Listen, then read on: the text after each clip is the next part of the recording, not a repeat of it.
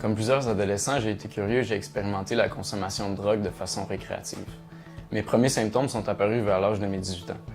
J'avais beaucoup d'hallucinations auditives et des pensées délirantes. Pour vous donner une idée, je croyais dur comme fer que j'étais capable de lire dans les pensées des gens. J'ai donc été admis pour une première fois à l'hôpital psychiatrique pendant une période de 3 mois et une deuxième fois pendant une période d'1 mois.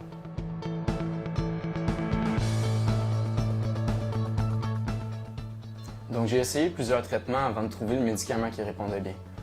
Au départ, je me rappelle, je mentais beaucoup à mes psychiatres pour me permettre de vivre ma jeunesse comme que je le souhaitais. Ça a pris un certain temps donc avant de voir des réels impacts positifs sur ma vie. C'est vers l'âge de mes 22 ans que j'ai changé de psychiatre et qu'on a trouvé un médicament qui répondait bien et qui diminuait mes symptômes. J'essaye aussi de rester le plus actif possible. Je m'entraîne environ 3 à 4 fois par semaine et je cours aussi 3 à 4 fois par semaine.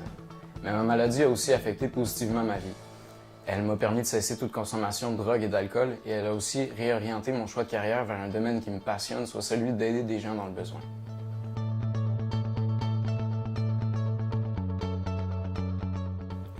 Pour ce qui est de mes études, je suis présentement dans une technique en éducation spécialisée et je suis aussi diplômé d'un certificat en toxicomanie, intervention, prévention.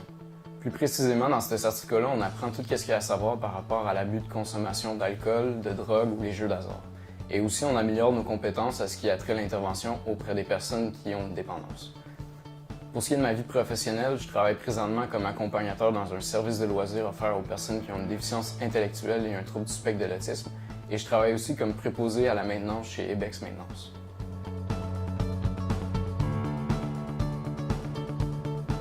J'aimerais que l'auditoire retienne de mon témoignage qu'on peut toujours se rétablir d'une telle maladie. Et si on le désire vraiment, on peut continuer à avancer malgré les épreuves difficiles qu'on a à traverser.